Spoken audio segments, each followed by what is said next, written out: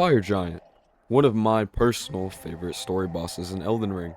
I think he's really unappreciated, and if you stick around, hopefully I can change your mind about him too. Now, the main problem most people have with the Fire Giant is his sponge-like nature. He has one of the highest health pools in the game, and he does not go down quickly. For a lot of players, this means that the fight is going to feel dragged out, and yes, I completely get it, I do. But in my opinion, I think it 100% makes sense for him to have this much health, and here's why. Let's talk about the Fire Giant's stature first. This guy is massive. He's easily the biggest boss in the entire game. He's not just big for the sake of being big either. He's the last guardian of the Flame of Ruin, which is essentially the dying heart of his entire race. He's meant to be the tank of the game, the last line of defense between the Tarnished and the flame used to destroy the giant Erd Tree. If he didn't have a massive health pool, then what would his role really even be? Why would he be the last fire giant standing in the war that Godfrey started against him? It wouldn't make sense for him to go down in a couple of hits. The scale of this fight represents his importance in the world of Elden Ring. But here's the thing, this isn't the strongest fire giant. In fact, he's probably the weakest of his entire race. He's grown old, he's worn down by a war we didn't get the privilege to see, fighting battles in a time long past us. You can see that in his design. Just take a look at his hands. They have tons of big gashes. It looks like he's been hit down for a long time. You can sort of feel the exhaustion in the fight. This is a giant who's seen the rise and the fall of tons of different eras, and the weight of the importance of his job is weighing down on him. He's not just a giant guy, he's a symbol of endurance, clinging to a fated purpose.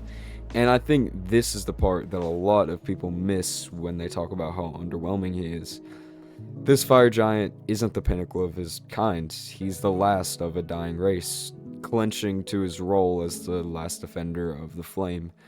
People often get caught up in the fact that he's just a big sponge and forget the story behind his entire existence. He's not just some mindless beast, he's a tragic figure, a once great warrior who's been forced into a meaningless role as a guardian. His health isn't just a gameplay mechanic, it's the reflection of the weight he carries in the series. It's as if the developers were trying to convey that this fight is more important than just a fire giant. It's the end of an age for the lands between. Now, let's get into the fire giants' lore a little deeper. We know that the fire giants were a race of beasts who worshipped the fell god, a dark entity tied to the flame. The fire giant we face isn't the only one of his kind. Instead, he's just the last survivor. He's been enslaved by Queen Marika to stand guard over the Flame of Ruin for all of eternity. That's the tragedy of this story. This giant wasn't chosen because of his strength. In fact, he was probably one of the weaker members of his race and his pinnacle. He was a convenient sacrifice to protect the flame. Marika's decision to use him as the last defender is almost like a punishment for his kind, making their last a servant to a fading flame that's slowly losing its power. This brings me to the flame monks, who are devout worshippers of the fell god. The fire giant wasn't just guarding the flame for zero reason. His role ties directly into a much larger cycle of worship and divine power. The flame monks scattered throughout the lands between are the same worshippers of the fell gods that the fire giants are.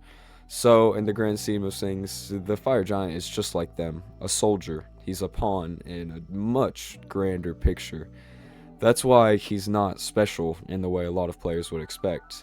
He's not some high and mighty god, he's just a broken giant trying to hold on to a role that he never wanted.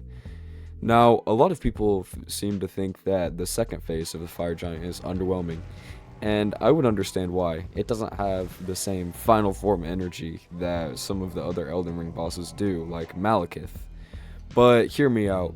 His second phase makes perfect sense in the context of the fight.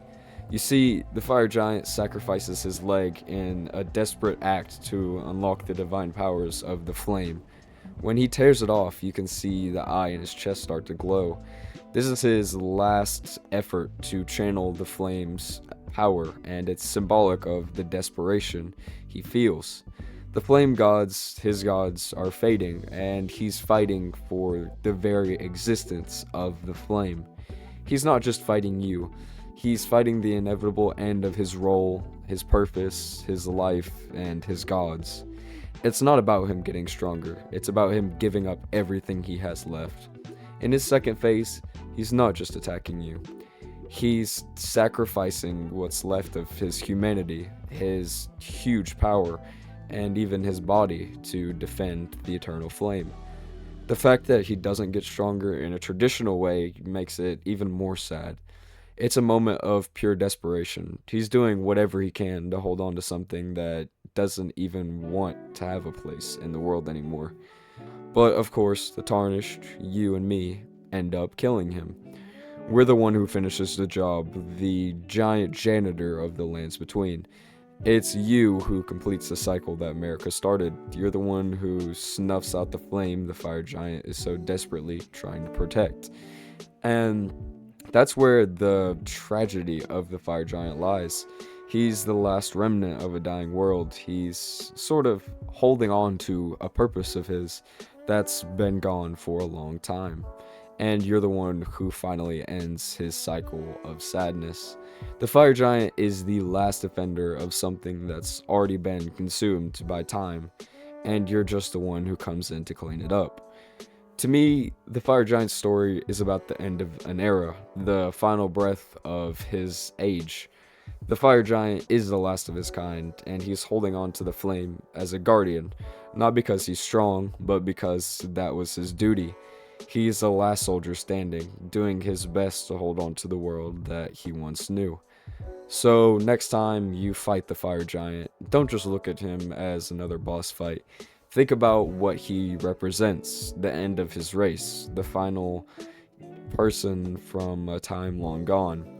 He's not just a big health bar, he's a tragic figure in the lands between, a broken protector from a flame that's already dying. And that's why I think Fire Giant is one of the most underrated bosses in Elden Ring. His role, his story, and his desperation all adds up to being a huge spectacle for the player if you invest into learning about his story. With that, I'm hoping that you've got a different perspective on the Fire Giant. He's not just the last wall between you and Endgame. He's a tragic figure that's clinging to something he didn't want. That's the real reason why I think he deserves a lot more credit than the big guy gets. That's going to be the end of this video. Leave a like if you enjoyed, and sub if you want more Elden Ring content. But yeah, I'll see ya.